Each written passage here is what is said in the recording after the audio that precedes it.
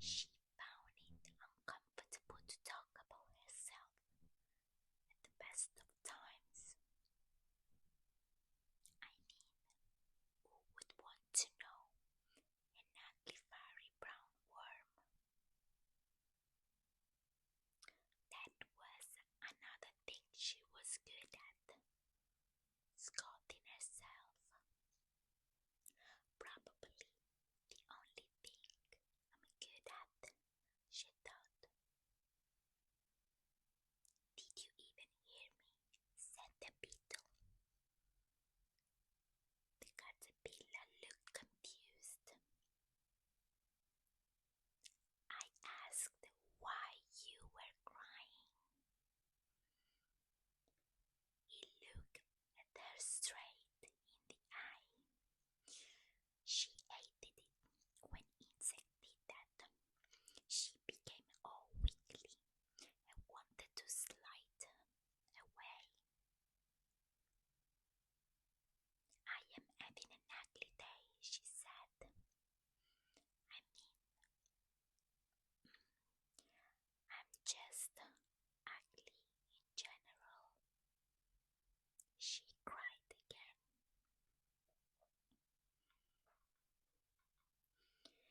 Is there a Mr. Caterpillar? Inquired the beetle in a soft voice. No, there isn't. I think I'm just unlovable. I mean, everyone I've ever met seemed to treat me the same in the end. Every friend seems to turn into, well, users. The beetle paused and thought, and then said,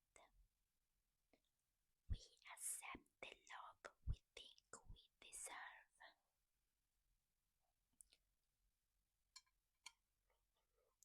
Sorry, the caterpillar asked, but the beetle stayed silent. He knew she had heard him. He just let it sink in. I must deserve it then, said the caterpillar. Try to shut the beetle up. Where did you learn the word ugly? Inquired the beetle.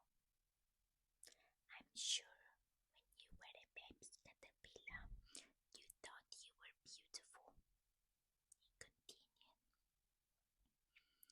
My mama always told me I was beautiful. She said when I smiled, I lit up the room like a firefly. The caterpillar smiled at the memory. Then her look changed.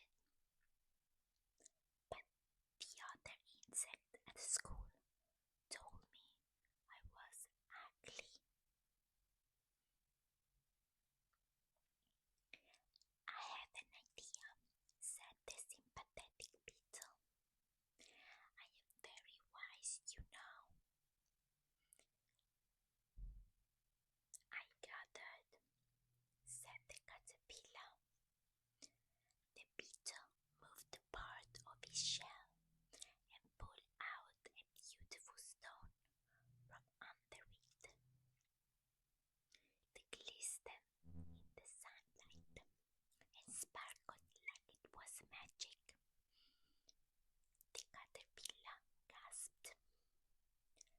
I'm going to give you this, he said. It will give you dreams like you have never imagined, and it will make you those dreams come true. But it will also help you make 3 very important changes in your life.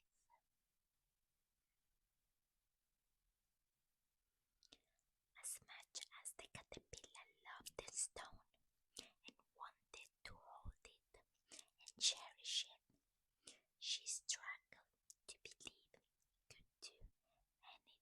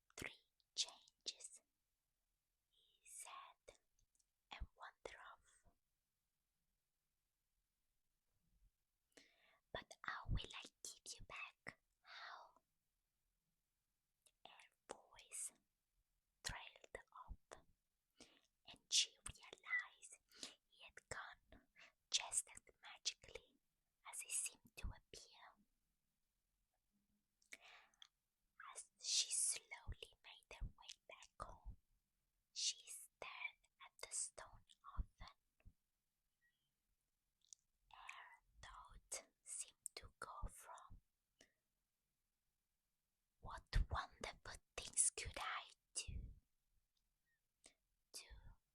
It's probably rubbish, and he must be just trying to sell me something. But the more she looked at it, the more curious she became. And as much as she thought it, she definitely had the feeling of excitement as she closed her eyes that night.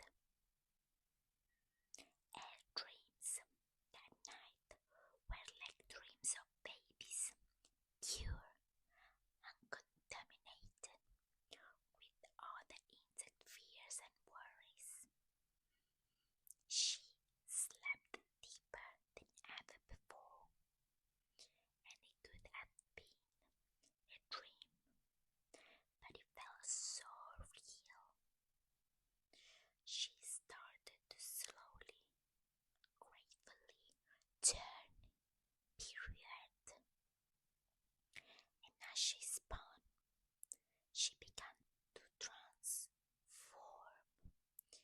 into a beautiful butterfly.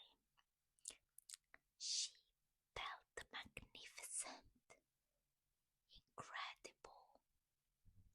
She felt the way she remembered feeling as a young caterpillar when she loved herself and the world loved her back.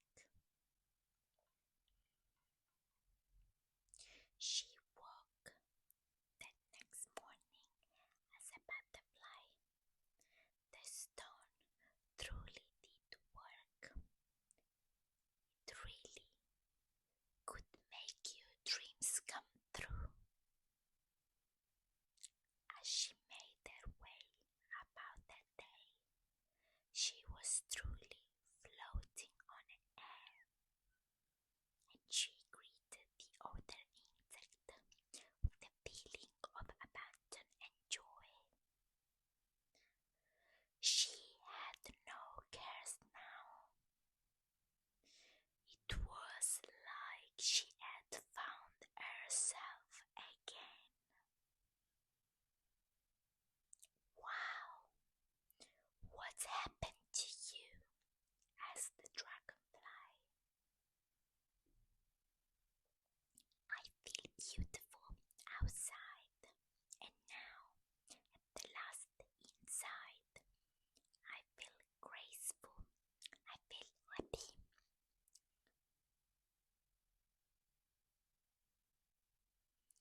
Do you want to go out with me? He plucked up the courage, but his voice trailed off nervously, and she nodded her head, smiling. She wondered if that was the second chain that would happen. But as the sympathetic beetle watched her from afar, he had already counted the 3 changes. The first was when she had said